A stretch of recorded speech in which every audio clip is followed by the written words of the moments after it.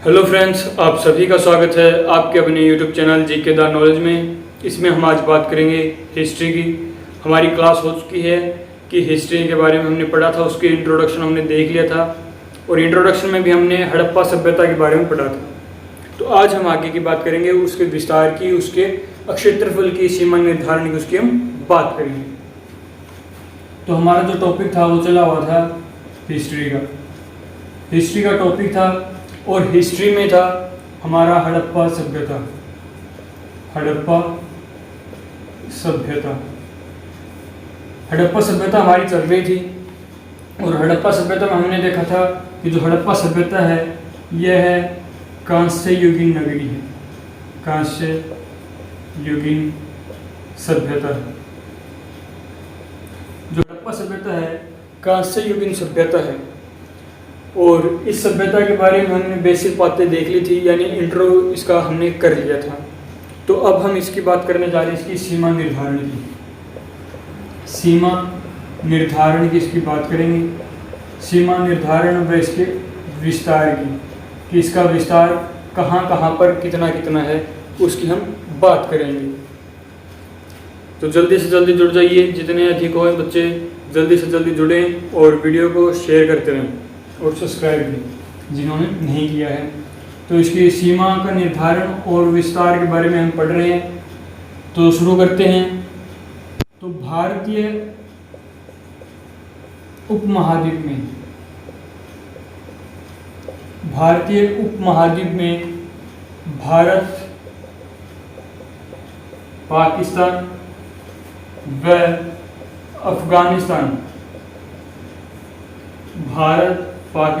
व अफगानिस्तान देश में विस्तार हुआ है, देशों में विस्तार हुआ है। किसका विस्तार हुआ है? हड़प्पा सभ्यता। हम बात कर रहे हैं हड़प्पा सभ्यता की बात कर रहे हैं, तो हड़प्पा सभ्यता का विस्तार होगा और कहाँ कहाँ पर हुआ है? भारत में, पाकिस्तान में और अफगानिस्तान में इसका विस्तार पाया गया है। हड़प्पा सभ्यता के साक्ष्य पाए गए हैं इन तीन देशों में। और सबसे कम जो विस्तार पाया गया है, सबसे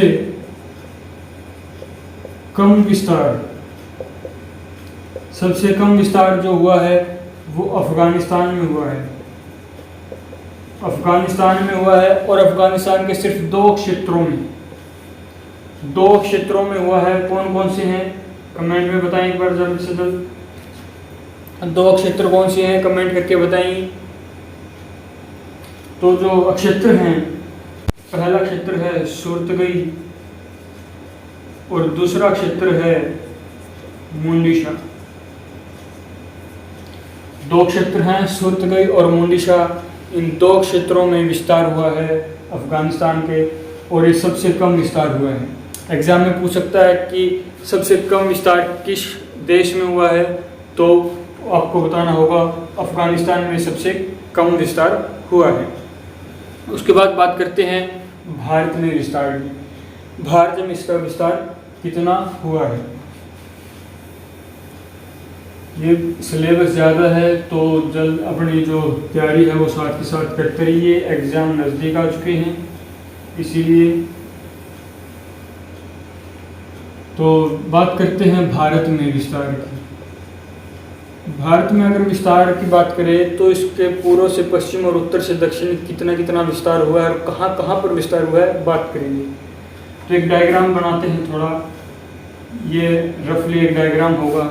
डायग्राम तो क्या है, एक डायरेक्शन है कि पूर्व, पश्चिम, उत्तर और दक्षिण। पूर्व, पश्चिम, उत्तर, दक्षिण की जो विस्तार है वो पूर्व से पश्चिम और उत्तर से दक्षिण कहाँ कहाँ पर हुआ है, कौन से क्षेत्र आते हैं। तो पूर्व से पश्चिम में क्षेत्र आते हैं। पश्चिम में क्षेत्र आएगा हमारा बलूचिस्तान जो पाकिस्तान में है। और पूर्व में जो क्षेत्र आता है वो उत्तर प्रदेश यानी यूपी आता है।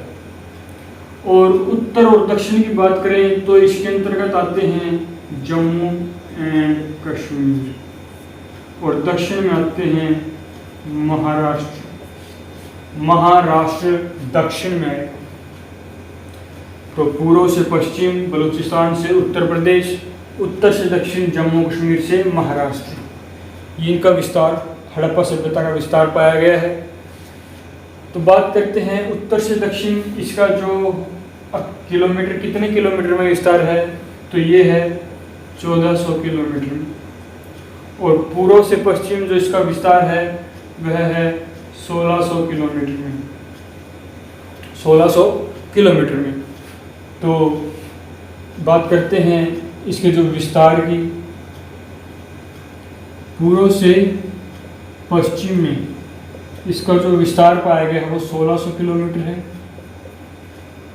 और उत्तर से दक्षिण में जो विस्तार पाया गया है वह 1400 किलोमीटर है। ठीक है। और इनके क्षेत्र कौन कौन से हैं? जम्मू कश्मीर उत्तर में है, जम्मू एंड कश्मीर, और दक्षिण में है महाराष्ट्र। पूर्व से पश्चिम की बात करें तो पूर्व में है उत्तर प्रदेश और पश्चिम में है बलूचिस्तान। ठीक है, ये क्षेत्र है इनके। अब इसके अलावा बात करते हैं इनके, थोड़ा डीपली बात करेंगे इनके विस्तार की। तो सबसे पहले विस्तार देखते हैं जम्मू एंड कश्मीर में। जम्मू एंड कश्मीर, जम्मू और कश्मीर के विस्तार की बात करें तो जम्मू कश्मीर के मांडा क्षेत्र में, मांडा क्षेत्र में, और मांडा क्षेत्र है चिनाब नदी के किनारे, चिनाब नदी के किनारे। चिनाब नदी आपको पता ही होगा, ये सहायक नदी है सिंधु नदी की। सिंधु नदी की सहायक नदी कौन सी है? चिनाब। और चिनाब नदी के किनारे कौन सा क्षेत्र है? मांडा। और ये मांडा क्षेत्र कहाँ पर है? जम्मू और कश्मीर में। और इस जो मांडा क्षेत्र का यहाँ पर जो उत्खनन किया गया था, उत्खनन जो हुआ था वो 1982 में हुआ था, 1982 में। और उत्खनन क्या था? जगपत जोशी में, जगपत जोशी व मधुबाला, जगपत जोशी व मधुबाला ने यहाँ पर उत्खनन किया था। ठीक है, एक बार देख लीजिए इसको ध्यान से। स्क्रीनशॉट लेना चाहें तो स्क्रीनशॉट ले सकते हैं, एग्जाम में पूछे जा सकते हैं। अगर ना भी पूछे जाए तो जो हमारा सिलेबस है वो फिर भी हमें कंप्लीट करना है। ठीक है, चलिए आगे बढ़े। किसी को कोई डाउट है तो बता देना।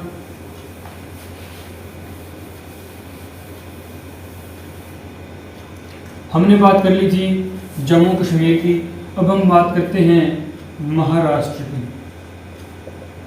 महाराष्ट्र में कौन सा क्षेत्र आता है? तो वह है दैमाबाद, दैमाबाद क्षेत्र। और यह है परवरा नदी के किनारे, परवरा नदी के किनारे, या फिर कह सकते हो गोदावरी नदी, गोदावरी नदी। या तो आप परवरा नदी कह दीजिए या गोदावरी नदी कह दीजिए, दोनों एक ही आएगा। और ऑप्शन में इन दोनों में से कोई एक मिले तो टिक कर देना, गलत नहीं होगा। कई जगह परवरा लिखा हुआ मिलेगा, कई जगह गोदावरी मिलेगा, तो दोनों ही ठीक हैं, गलत नहीं है। ठीक है, उसके बाद बात करते हैं जम्मू कश्मीर हो गया, महाराष्ट्र हो गया, मतलब उत्तर से दक्षिण के जो विस्तार है वो हमने देख लिया। उसके बाद बात करते हैं पूर्व में। पूर्व की अगर हम बात करें तो पूर्व में क्षेत्र आता है आलमगीरपुर, आलमगीरपुर। आलमगीरपुर जो अक्षेत्र है यह मेरठ में है, मेरठ में। और मेरठ कहाँ पर है? उत्तर प्रदेश में। तो आलमगीरपुर क्षेत्र जो है मेरठ में है, और ये मेरठ है उत्तर प्रदेश में। और ये किस नदी के किनारे है? तो हिंडन नदी के, हिंडन नदी के किनारे है। और इसकी जो खोज थी 1958 में की गई थी।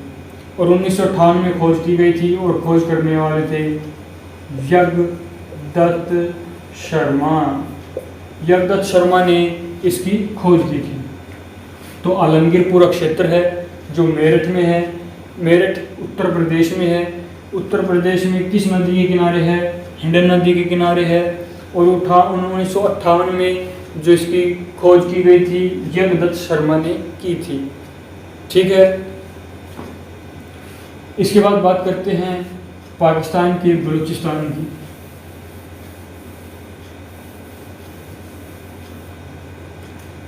पाकिस्तान के बलूचिस्तान, पाकिस्तान के बलूचिस्तान का क्षेत्र आता है सुत्का गेंडोर। सुत्का गेंडोर, सुत्का गेंडोर क्षेत्र जो है पाकिस्तान का बलूचिस्तान के क्षेत्र में आता है। और सुत्का गेंडोर जो है दाश्त नदी के किनारे है। दाश्त नदी के किनारे बसा हुआ क्षेत्र है। 1927 में इसकी खोज की थी सर मार्कस्टाइन ने।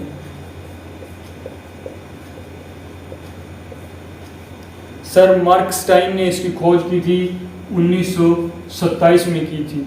कौन सा क्षेत्र था? सुत्का गेंडोर। कहाँ पर है ये? बलूचिस्तान में। किस नदी के किनारे? दाश्त नदी के किनारे। ठीक है, तो ये हमने विस्तार देखा। इसका विस्तार था पूर्व से पश्चिम, उत्तर से दक्षिण, कहाँ कहाँ पर है, पाकिस्तान से उत्तर प्रदेश और जम्मू कश्मीर से महाराष्ट्र तक। तो ये था सुत्का गेंडोर पाकिस्तान का, 1927 में खोज की गई थी इसकी। तो इसको देख लीजिए, स्क्रीनशॉट लेना चाहे तो स्क्रीनशॉट ले लीजिए, किसी को कोई डाउट हो तो बता दीजिए। आराम से चलेंगे, बिल्कुल आराम से, कोई जल्दबाजी नहीं है, बिल्कुल आराम से सिलेबस होगा। और साथ ही साथ तैयारी करते रहिए, एग्ज़ाम आपके नज़दीक आ चुके हैं। चलिए फिर आगे बढ़ते हैं। पाकिस्तान की बात करते हैं। अब तक हमने देखा कि अफ़गानिस्तान, हमने बात की थी 3 देशों की।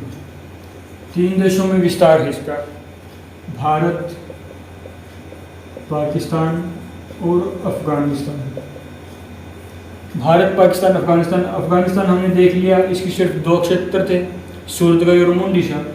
भारत की हमने बात कर ली कि उत्तर से पश्चिम, पश्चिम से दक्षिण, उत्तर से दक्षिण और पूर्व से पश्चिम हमने देखा। या फिर हम मोटा मोटा देख सकते हैं कि जैसे जम्मू एंड कश्मीर का क्षेत्र हो गया, राजस्थान हो गया, गुजरात हो गया, पंजाब, हरियाणा, उत्तर प्रदेश, महाराष्ट्र, ये क्षेत्र आते हैं इसमें। ठीक है, अब हम बात करेंगे पाकिस्तान की। पाकिस्तान की अगर हम बात करते हैं, पाकिस्तान में कौन कौन से क्षेत्र आते हैं, तो पश्चिम पंजाब, या फिर पाकिस्तान में जो पंजाब है या पश्चिम में जो पंजाब है उसकी बात हम कर रहे हैं यहाँ पर। सिंध क्षेत्र, सिंध क्षेत्र,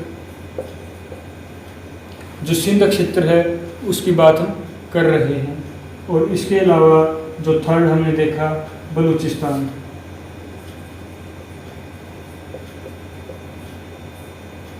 ये जो 3 क्षेत्र हैं, इन 3 क्षेत्रों में अधिक विस्तार पाया गया है हड़प्पा सभ्यता का। हड़प्पा सभ्यता का ये 3 क्षेत्रों में ज़्यादा विस्तार पाया गया पाकिस्तान में। तो ये था विस्तार कि कहाँ पर कितना विस्तार हुआ है।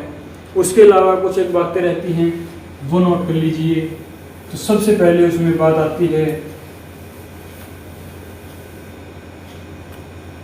कि जो इसका विस्तार था कितना था, कितना विस्तार था, कितना विस्तार। तो विस्तार कितना था? पहले जो इसका विस्तार था वो 16 लाख वर्ग किलोमीटर था।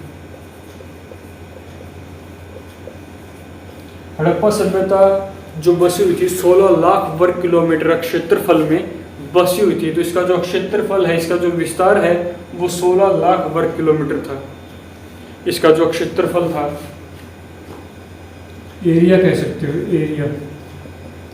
लेकिन वर्तमान की अगर हम बात करें, वर्तमान में जो इसका एरिया है वो 20 लाख हो गया है, 20 लाख वर्ग किलोमीटर हो गया। पहले था इसका जो एरिया वो 16 लाख था, अब जो है वो 20 लाख हो गया है, बढ़ गया है 4 लाख, 20 लाख हो गया। और ये जो इसका जो अधिक जो विस्तार पाया गया है वो सरस्वती घाटी, सरस्वती घाटी पर अधिक विस्तार पाया गया है। इसका जो विस्तार पाया गया है वो अधिक विस्तार, वर्तमान में जो अधिक विस्तार पाया गया है वो सरस्वती घाटी पर पाया गया है।